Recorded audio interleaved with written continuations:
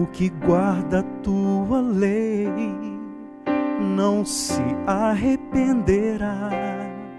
Se a glória de Deus eu busco, ela eu irei alcançar. Se espinhos no caminho eu tiver de enfrentar, eu não ligo, mas prossigo.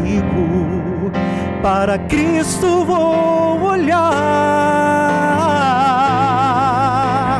Que maravilha, Senhor, é estar neste caminho que leva ao céu. Caminho feliz indo pra te encontrar e ver o teu rosto. Será como um sonho, pela fé eu já sei, vai se realizar.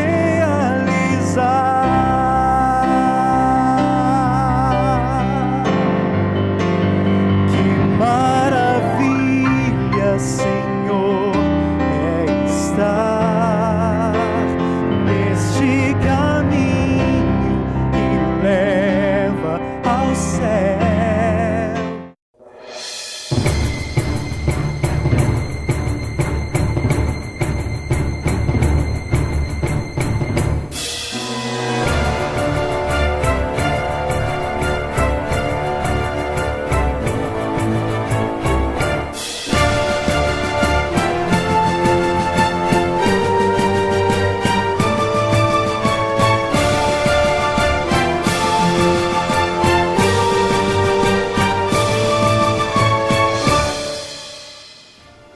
Olá, amigos da Novo Tempo, sejam bem-vindos mais uma vez. Está começando Bíblia Fácil, o seu programa semanal de estudo da Bíblia. Estamos aqui no Cevisa com um grupo muito especial de amigos estudando o livro do profeta Daniel. E você que deseja receber esse guia de estudos com todos os 16 temas que abordamos aqui nos nossos programas, você pode solicitar para Novo Tempo através do telefone 0 operadora 12 21 27 31 21. As nossas atendentes farão seu cadastro e através dos correios esse guia será enviado para você. Ou você pode também solicitar pela internet. O nosso site é novotempo.com/Bíblia Fácil. Lá no site você pode tanto solicitar essa revista impressa quanto aproveitar e fazer o curso pela internet. Inclusive, todos aqueles que fazem o curso que tem nessa revista e acertam mais de 70%, poderão ganhar um CD da gravadora Novo Tempo. Então, fique atento a isso e peça esse material para ajudar você no estudo da Palavra de Deus. Pois bem, estamos nos aproximando do final do livro de Daniel. E hoje vamos entrar no capítulo 10 de Daniel. O capítulo 10 registra a última visão do profeta. Logo, o tema que nós vamos estudar vai falar sobre Daniel no rio Tigre, pois foi nesse rio que ele teve a última visão registrada no seu livro. Apenas para refrescar nossa memória, a primeira visão de Daniel aconteceu no capítulo 2, estão lembrados? Quando o rei Nabucodonosor sonhou com uma estátua e não sabia o que significava. Deus, através de um sonho, revelou a Daniel, através de uma visão. Então, aí está a primeira visão. A segunda visão vai vir, então, no capítulo 7. Nós estudamos sobre aqui os 4 animais estranhos. Lembram dos 4 animais estranhos? Nós tínhamos ali um leão alado, um urso com 3 costelas na boca, um leopardo com 4 cabeças e 4 asas e um animal terrível e espantoso. Essa foi a segunda visão de Daniel. Depois, no capítulo 8, nós tivemos a terceira visão, que foi justamente a visão de um bode e um carneiro. Eles gladiavam entre si. E nós aprendemos de que esses 2 animais representam os impérios da Medopérsia e da Grécia. Agora, no capítulo 10, Daniel está junto ao rio Tigre e ele vai ter a última visão, que vai ser registrada dos capítulos 10, 11 e 12. Então hoje vamos nos ater ao capítulo 10, Na semana que vem, vamos continuar a nossa pesquisa no capítulo 11 e depois finalizar com o capítulo 12.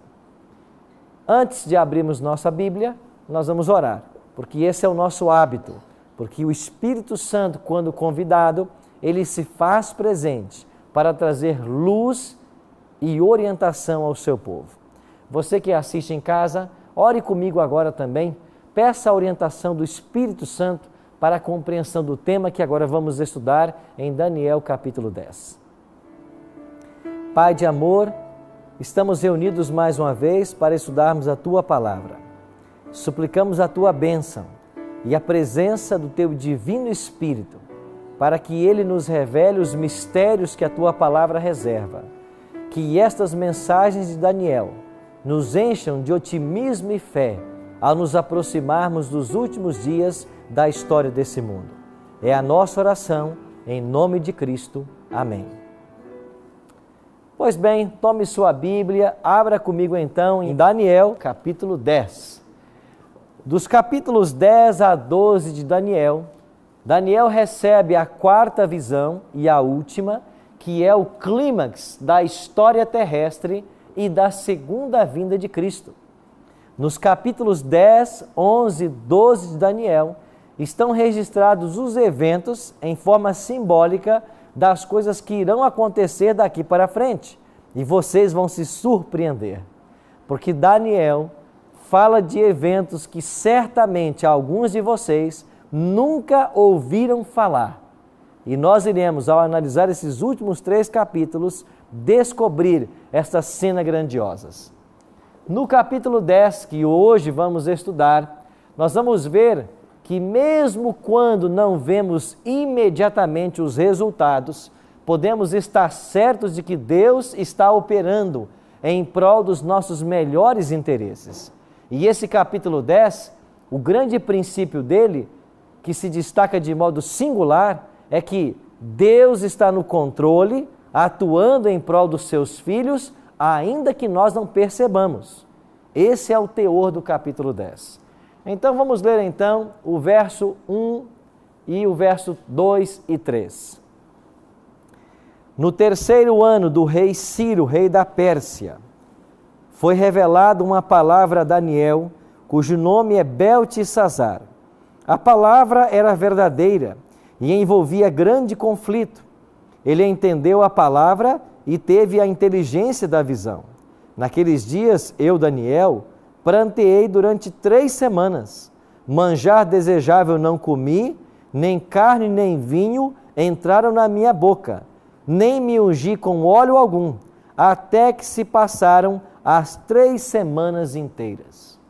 O que é que Daniel introduz aqui nesse capítulo 10?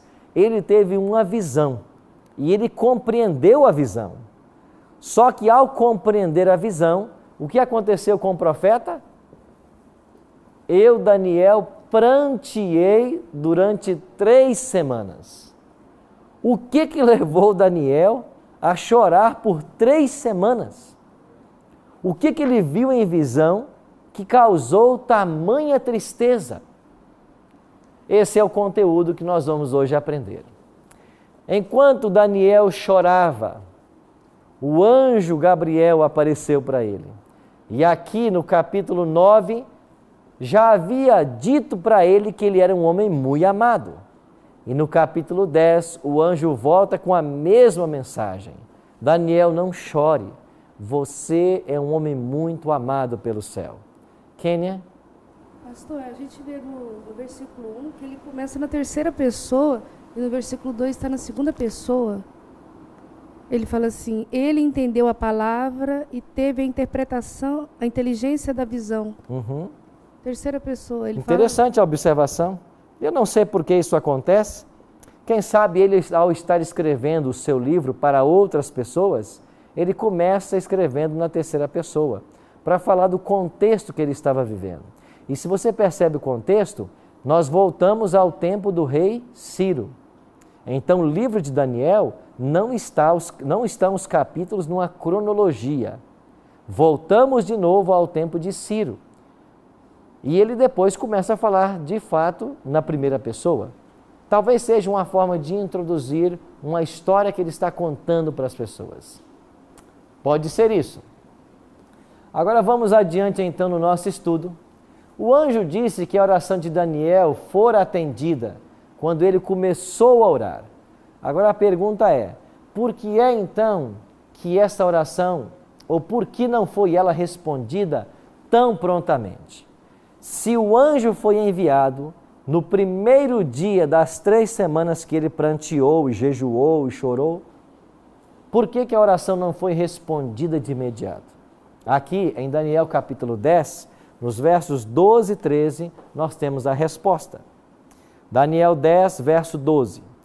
Então me disse, não temas, Daniel, porque desde o primeiro dia em que aplicastes o coração a compreender e a humilhar-te perante o teu Deus, foram ouvidas as tuas palavras, por causa das tuas palavras é que eu vim. Aqui vem a explicação no verso 13. Mas o príncipe do reino da Pérsia me resistiu por 21 dias. Porém Miguel, um dos primeiros príncipes, veio para ajudar-me e eu obtive a vitória sobre os reis da Pérsia. Gabriel está falando de que quando Daniel começou a orar, ele veio responder à oração de Daniel. O que é que Daniel estava pedindo na oração? Aqui não foi revelado, mas deveria ser algo muito terrível, porque ele estava chorando há 3 semanas e orando por isso. E quando Gabriel vem atender a oração de Daniel, ele diz para Daniel, o príncipe do rei da Pérsia me resistiu, mas alguém veio me ajudar. E quem é que ele disse que veio ajudá-lo? Miguel. Quem é Miguel na profecia bíblica? É o próprio Cristo. Miguel é o próprio Cristo. E Miguel veio ajudar o anjo Gabriel contra o príncipe do rei da Pérsia. Estamos falando de uma batalha espiritual. Então, o príncipe do rei da Pérsia não pode ser um reino humano. Ele tem que ser um rei espiritual, porque o anjo é espiritual, porque Cristo veio nessa batalha. Então, aqui em Daniel 10, o príncipe do rei da Pérsia é um tipo de Satanás.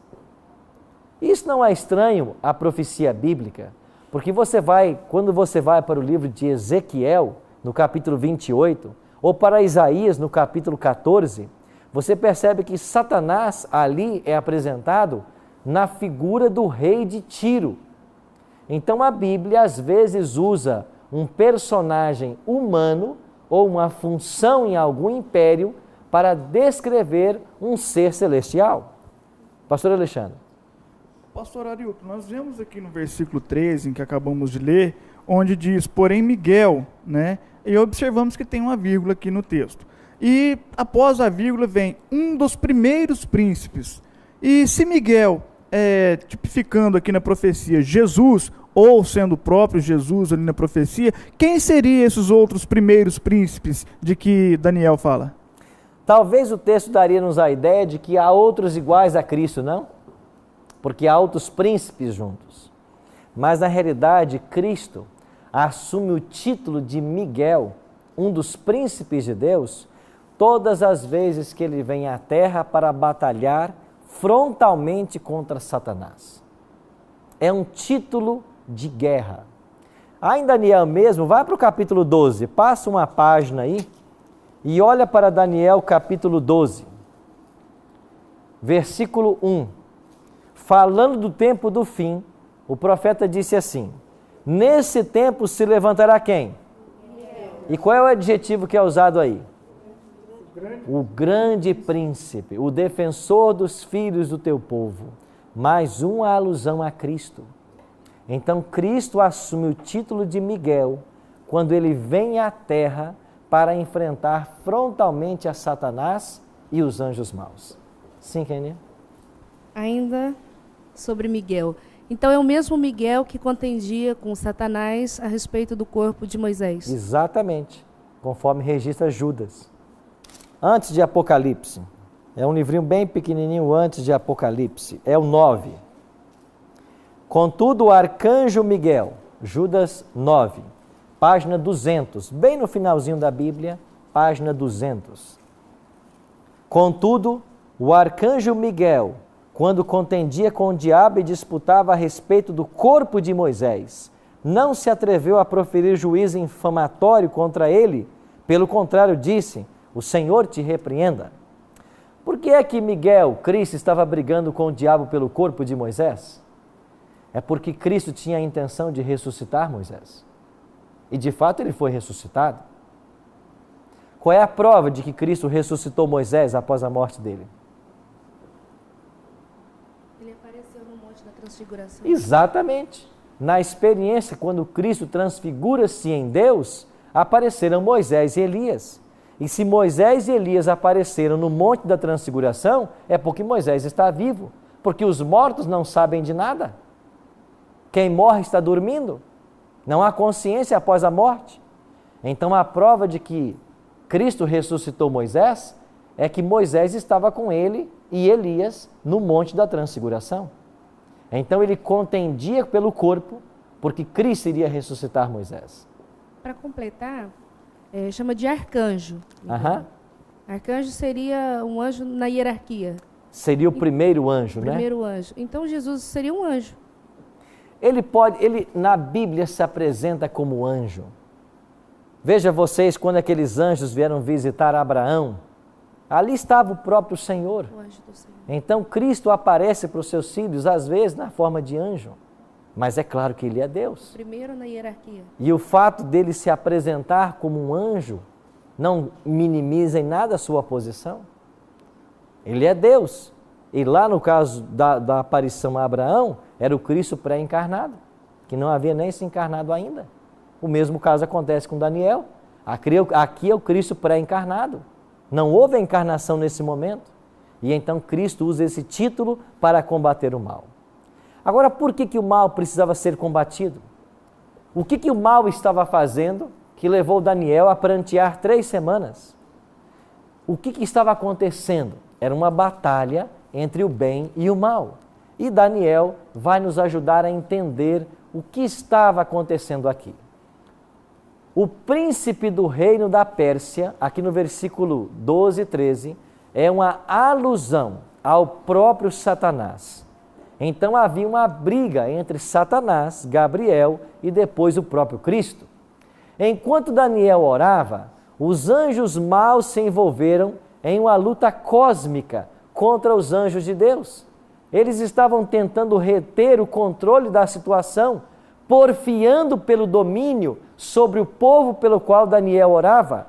E Daniel orava pelo seu povo, os judeus, mas os anjos maus estavam lutando para atrapalhar a vida dos judeus. E que situação esse capítulo nos apresenta? Interessante que o cumprimento da profecia nos ajuda a desenvolver confiança em Deus. Assim o Senhor quer que seus quadros proféticos se destaquem. Ele pretende mostrar-nos claramente sua compreensão do futuro. E aqui nós vamos entender um pouquinho mais, pelo menos 300 anos de história. Olha o que está acontecendo aqui em Daniel capítulo 10. Nós temos um grande conflito entre o bem e o mal. Em que pé esse conflito estava?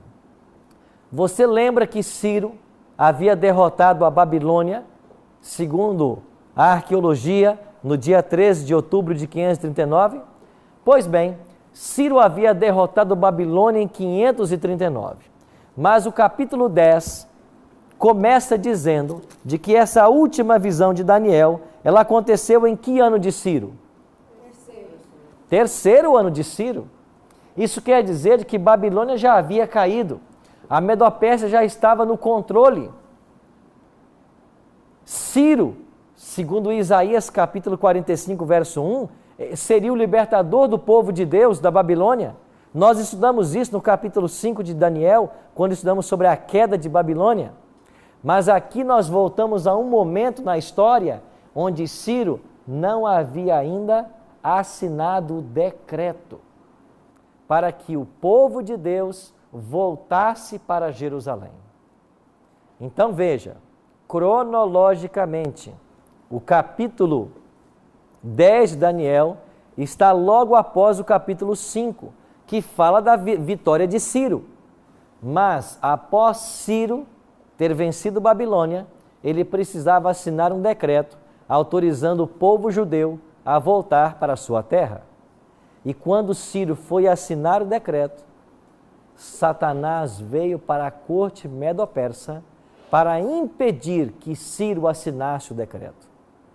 Gabriel veio para que Ciro assinasse e Lúcifer para que Ciro não assinasse. E os dois anjos começaram a brigar, e a briga durou 21 dias, até que Miguel veio e deu a vitória a Gabriel. Mas por que o diabo estava brigando tanto para que o decreto não fosse assinado?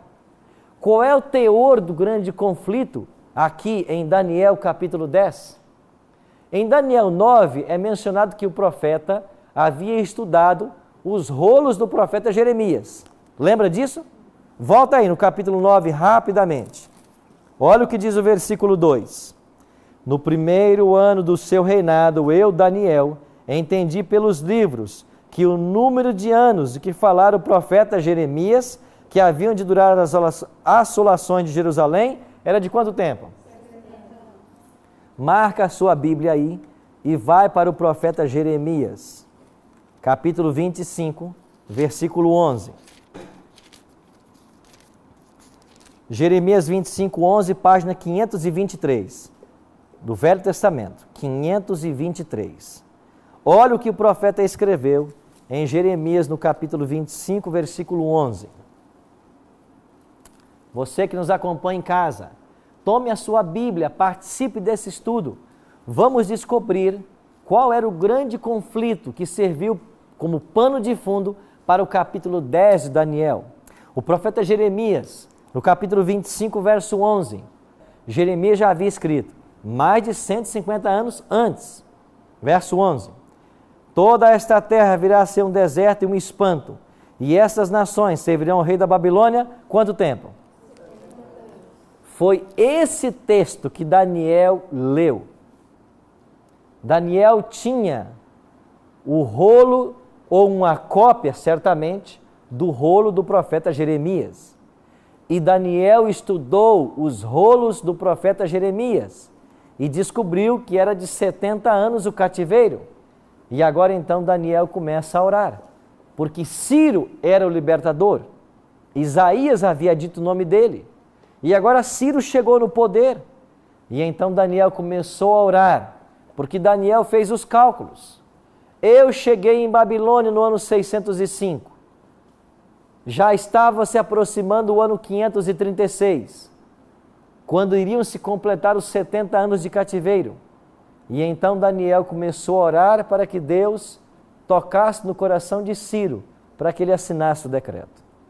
Quando Daniel começou a orar, Gabriel veio, mas Lúcifer veio. Assina, não assina. Assina, não assina. E a pergunta eu repito. Por que é que o diabo temia tanto que Ciro assinasse o decreto? O que fazia o diabo tremer de medo na assinatura desse decreto? Nabucodonosor invadiu Jerusalém em 3 ocasiões. No ano 605, quando Daniel foi levado cativo, uma segunda invasão em 597 e a última em 586, quando o santuário foi destruído. Quando os babilônicos aproximavam-se do santuário, alguns judeus piedosos pegaram a Arca da Aliança. Lembra da Arca da Aliança? De madeira de acácia, revestida de ouro, contendo a lei de Deus dentro, as mesmas tábuas de que Deus dera a Moisés no Monte Sinai. Alguns judeus pegaram essa arca e esconderam a arca. Quando Nabucodonosor chegou, ele levou para a Babilônia os utensílios, os vasos sagrados, mas ele não levou a arca. Não é mencionado a arca aí. Por quê? Porque alguns judeus haviam escondido essa arca. Em 586, o santuário foi destruído. E aqui uma curiosidade. Os 70 anos de cativeiro não coincide com os 70 anos sem santuário. Então você tem 70 anos que o povo fica cativo e 70 anos que o santuário fica destruído. Só que as datas são diferentes. Porque o cativeiro começou em 605, mas o santuário só foi destruído em 586. Então você tem 70 anos a cidade em ruínas e 70 anos sem santuário, mas as datas são diferentes. Pastor Alexandre. Pastor, o senhor disse aí que quando Nabucodonosor invadiu Jerusalém novamente, alguns dos judeus pegaram a arca e esconderam ali. Nós sabemos pela palavra de Deus que quem podia tocar, quem tinha autorização para tocar na arca da aliança ou na arca do Senhor ali, era somente os levitas. Mas os levitas, a tribo de Levi já havia sido extinta. E nós vemos em outros episódios da Bíblia também, um fato que me veio à memória agora, que teve uma outra ocasião em que pessoas que não eram da tribo, não eram da linhagem de Levi, tocaram na arca e imediatamente foram fulminados. Porque nessa ocasião Deus permitiu que isso acontecesse. Pois bem, iremos para um breve intervalo. Assim que voltarmos, vamos responder a sua pergunta. E vemos então qual o desfecho desse grande conflito de Daniel capítulo 10. Já já estaremos de volta.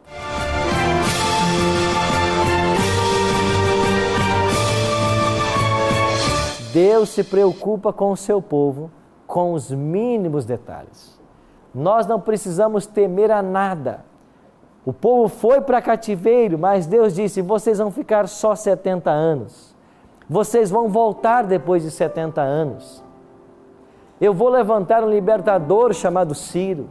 Ele vai secar os rios.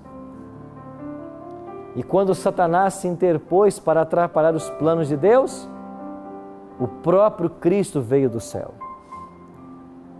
Isso vai se repetir na nossa história, porque Daniel 12 fala de um tempo de angústia, qual nunca houve desde que a nação sobre a terra.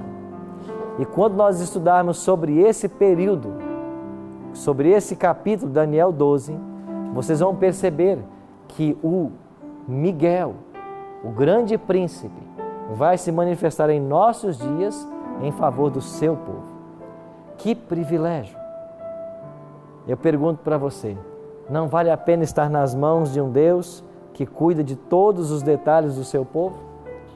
Não vale a pena ter a nossa vida nas mãos de um Deus que se preocupa com os mínimos detalhes de nossa vida? A palavra revela que Ele sabe até quantos cabelos você tem na cabeça. Se Ele até tira tempo para contar os cabelos de nossa cabeça, o que mais deve nos importar ou preocupar? Por isso Jesus faz um convite em Mateus 11, 28 a 30.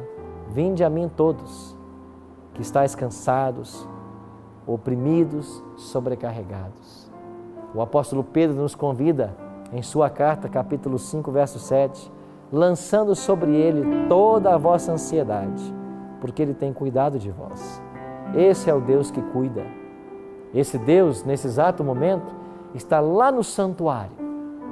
E nós podemos, não existe mais um santuário terrestre, porque este foi destruído no ano 70, mas você pode, pela fé agora, entrar no santuário celestial e ir até a presença de Deus. Que tal? Nós irmos agora, pela fé, à presença desse Deus.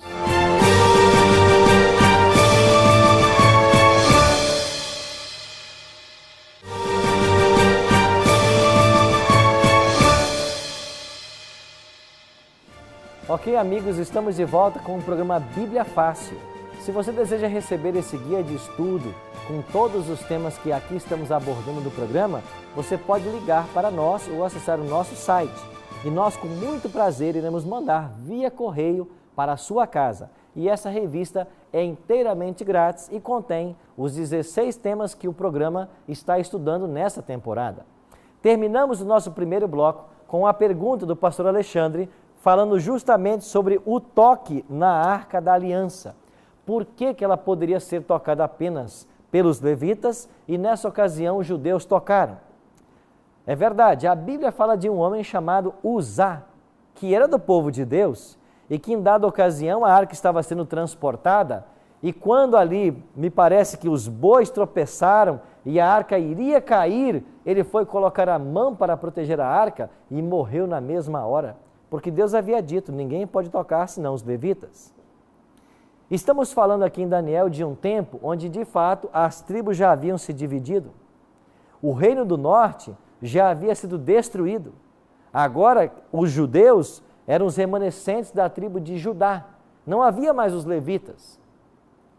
Mas aonde estava a arca? No templo, construído por Salomão, no lugar santíssimo.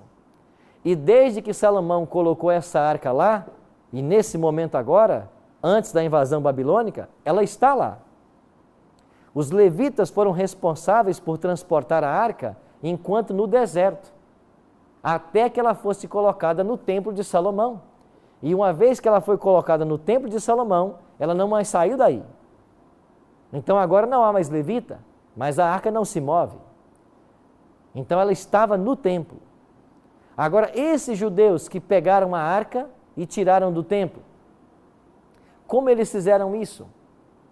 Talvez fossem descendentes de levitas, alguns dos levitas, talvez alguns dos judeus mesmos. Nós não sabemos ao certo como eles puderam pegar a arca do templo e esconder. O certo é que Deus permitiu que eles o fizessem para a preservação da sua lei. E eu pergunto para vocês, já pensaram se em nossos dias a Arca da Aliança fosse descoberta? Seria a maior descoberta arqueológica dos tempos. Por quê? Porque dentro da arca estão as 2 tábuas da lei. As mesmas que Deus deu a Moisés. Bom, Hollywood já encontrou, né? Lembra de Indiana Jones? Eles já encontraram, né? Mas aquilo é pura história. A arca não foi encontrada e ela continua perdida. O certo é que Daniel está falando de um grande conflito. Esse conflito envolvia o santuário, que nessa ocasião estava em ruínas. Mas o povo de Deus precisava voltar para lá, para reconstruir o santuário. Mas o diabo não queria que eles fossem para lá. E a pergunta é, por que o diabo não queria? É simples. Porque se os judeus voltassem para Jerusalém, reconstruíssem a cidade, reconstruíssem o santuário, voltassem o sacrifício, no tempo aprazado quem é que viria? O Messias. E era isso que Satanás não queria, porque Satanás sabia que a vinda do Messias seria o seu fim, porque o Messias viria, segundo Gênesis 3,15, para esmagar a cabeça da serpente. Era isso que ele temia. Mas Cristo foi vitorioso e o decreto foi assinado. Os judeus não quiseram voltar, lembram? Poucos voltaram, porque eles estavam apegados à Babilônia. Mas aqueles que voltaram reconstruíram o templo. E eu queria que você lesse comigo um texto muito interessante, que vai falar da reconstrução do templo.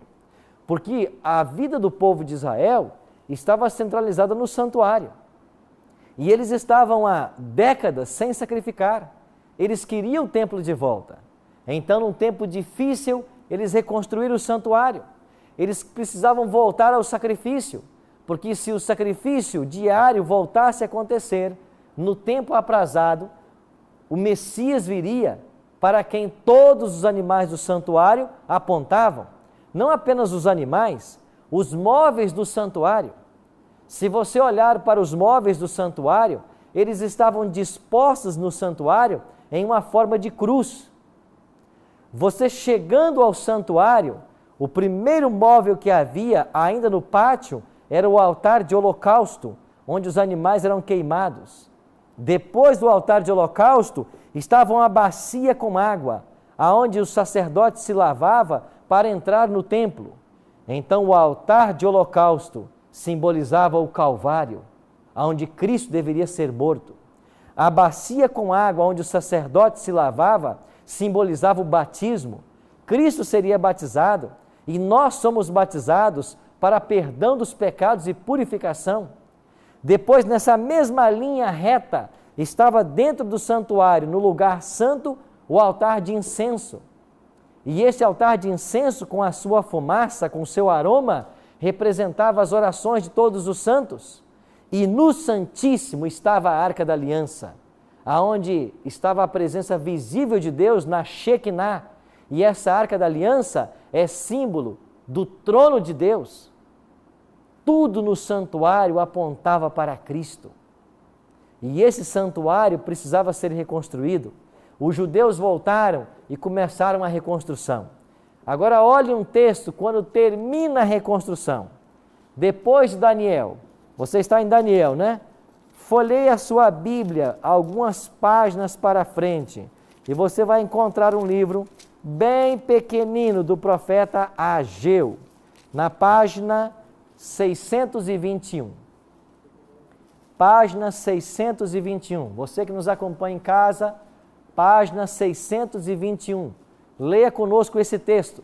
O profeta Ageu é um profeta que viveu nos dias em que o santuário foi reconstruído, depois do cativeiro babilônico.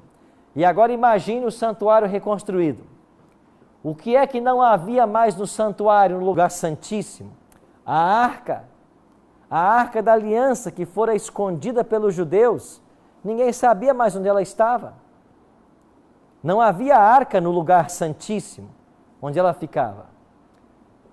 E a glória desse templo não se comparava à glória de Salomão, porque foi uma reforma no templo, que passou a ser conhecido desse momento em diante como o templo de Zorobabel, porque Zorobabel era quem governava a Judéia nessa ocasião.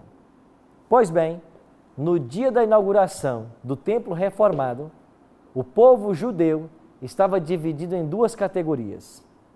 Aqueles que haviam sido levados para a Babilônia e conheceram a glória do templo de Salomão, e aqueles que haviam nascido em Babilônia, que nunca haviam visto o templo nem Jerusalém. Então aqueles que haviam conhecido a glória do templo de Salomão, eles estavam tristes, porque esta casa reformada em nada se comparava à de Salomão. Mas aqueles que tinham menos de 70 anos, que haviam nascido em Babilônia, eles estavam felizes, porque eles nunca haviam visitado Jerusalém. Eles não tinham um santuário para sacrificar, e agora eles poderiam novamente voltar ao sistema.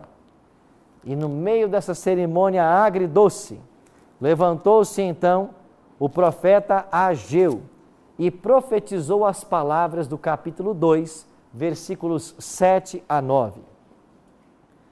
Farei abalar todas as nações, e as coisas preciosas de todas as nações virão, e encherei de glória esta casa, diz o Senhor dos Exércitos. Minha é a prata e meu é o ouro, diz o Senhor dos Exércitos. A glória desta última casa será maior do que a primeira, diz o Senhor dos Exércitos. E neste lugar darei a paz, diz o Senhor dos Exércitos. Algumas versões bíblicas, não esta que nós estamos usando, em Ageu 2, verso 7, diz assim: farei abalar todas as nações, e virá o desejado de todas as nações. A glória desta última casa será maior do que a primeira, porque nela vai pisar o desejado de todas as nações.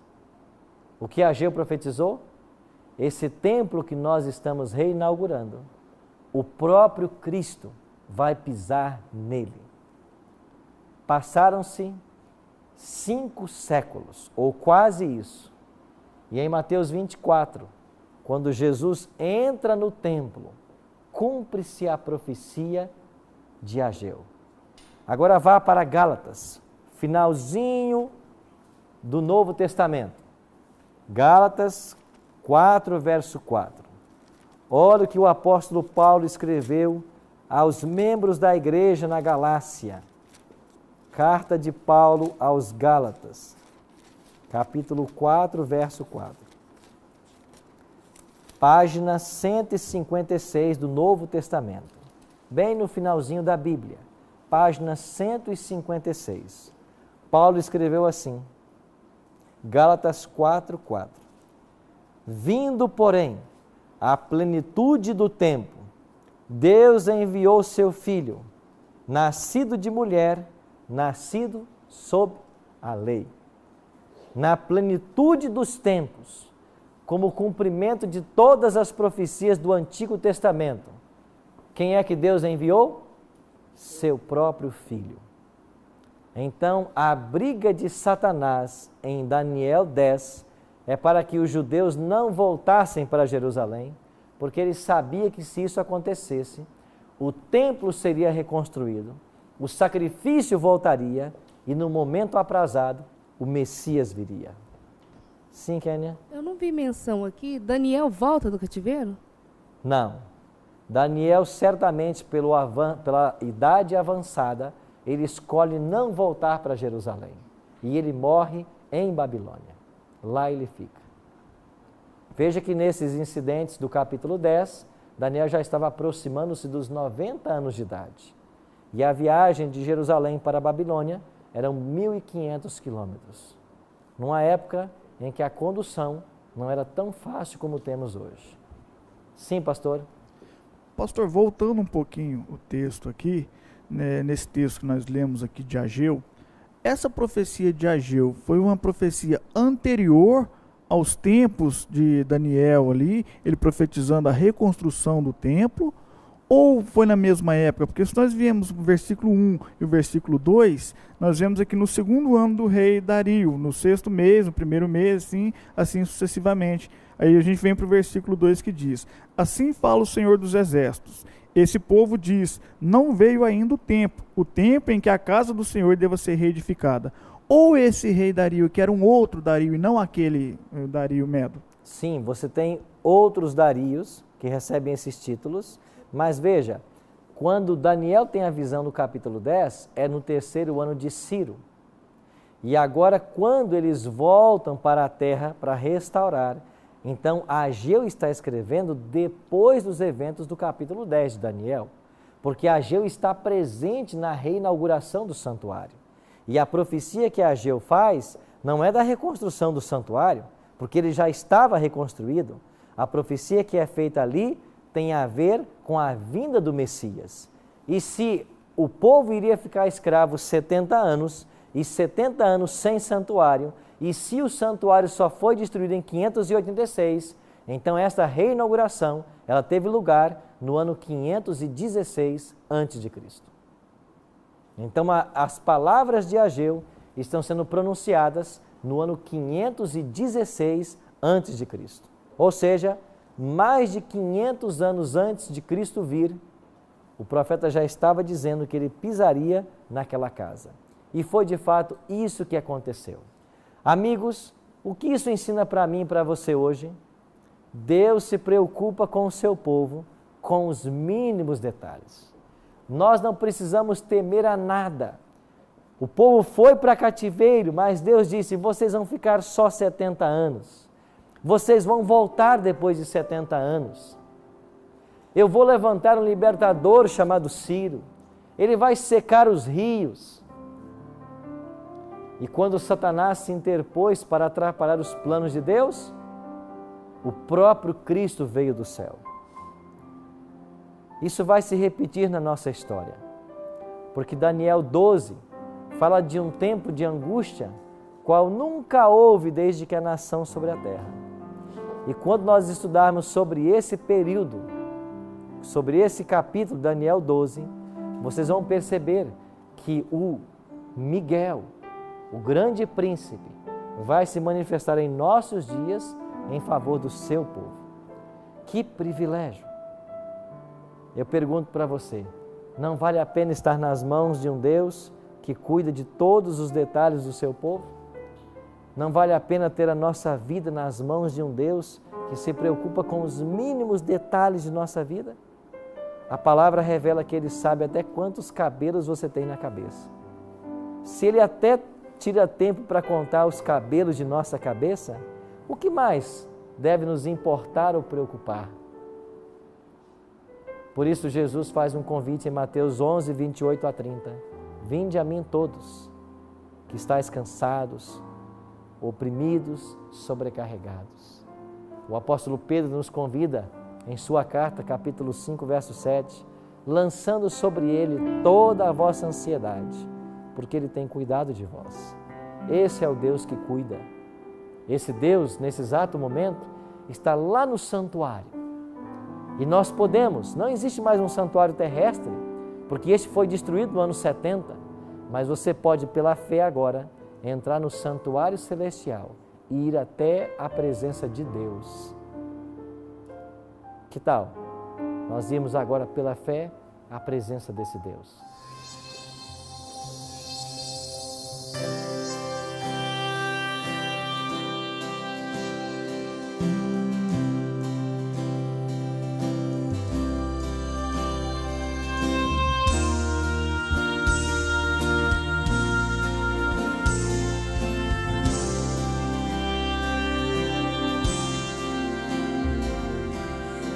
Majestade e o brilho de tua glória, toda a grandeza que há em ti não se explicam em palavras, nem o teu amor que não tem fim, mesmo sendo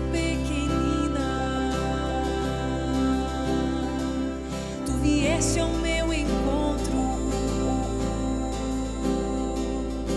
pra fazer em mim habitação, pra ligar o céu à terra, pra trazer ao mundo a vida. Teu santuário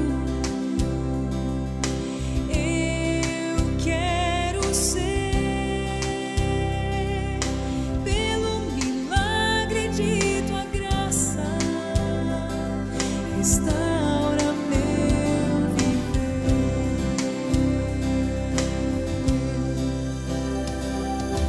Olho para a frente, não temo o futuro. Quero olhar para onde tu estás.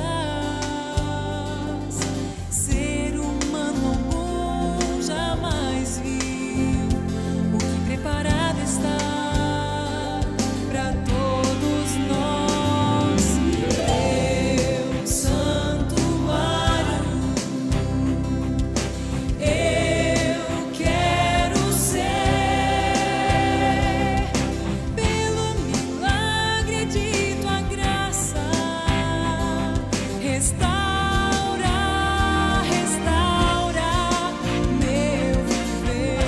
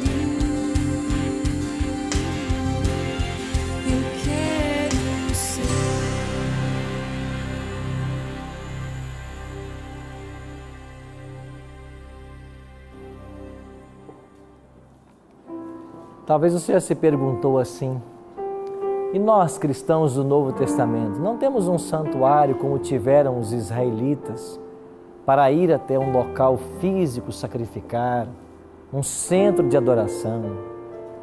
O plano de Deus para nós hoje é muito melhor. Olha o que o apóstolo Paulo escreveu em 1 Coríntios, no capítulo 3, verso 16. Não sabeis que sois santuário de Deus e que o Espírito de Deus habita em vós? Nós somos o santuário de Deus. Por quê? Porque a glória da presença divina, a Shekinah, que repousou sobre o santuário, deseja repousar sobre cada filho dele hoje. Se eu sou um santuário para Deus, o brilho da glória de Deus deve estar sobre a minha vida. É isso que Paulo está dizendo para nós. Nós somos santuário e Deus deseja morar em cada um de nós. Para que isso aconteça, o que nós precisamos fazer? Apocalipse 3:20, Jesus diz: eis que eu estou à porta e bato. Se alguém abrir a porta, eu entrarei em sua casa, cearei com ele e ele comigo. Jesus nunca força a entrada. Quem força a entrada é o ladrão. Jesus não força. Jesus apela. Jesus pede. E Ele está pedindo você agora para abrir essa porta. Uma porta que só tem a maçaneta pelo lado de dentro. Só você pode abrir. Se você não deixar, Jesus nunca vai forçar. Ele é um Deus de amor. E existe uma lei no céu que você tem que aprender. Só o amor desperta o amor. Quando contemplamos o que Jesus fez por nós na cruz do Calvário, o grande sacrifício que Deus fez em enviar seu Filho, só uma resposta deve sair de nós: entrega. Faça isso agora. Ore comigo. Pai, obrigado porque hoje nós podemos ser santuários teus. Queremos abrir a porta do nosso coração para que o Senhor entre e faça morada. Toma conta da nossa vida, dirija os nossos projetos, soluciona os nossos problemas, encha-nos de otimismo, de fé e de esperança, porque o melhor para o teu povo, segundo o profeta Daniel, ainda está no futuro. Nos colocamos em tuas mãos mais uma vez, suplicando o perdão dos nossos pecados e a salvação quando o Senhor voltar e nos levar para o teu reino. Em nome de Cristo te oramos. Amém. Obrigado, amigo, pela sua companhia. Na semana que vem estaremos juntos para Daniel capítulo 11. É um capítulo muito intenso, cheio de eventos e detalhes. Os reis do norte contra os reis do sul. Eu te espero na semana que vem. Deus o abençoe.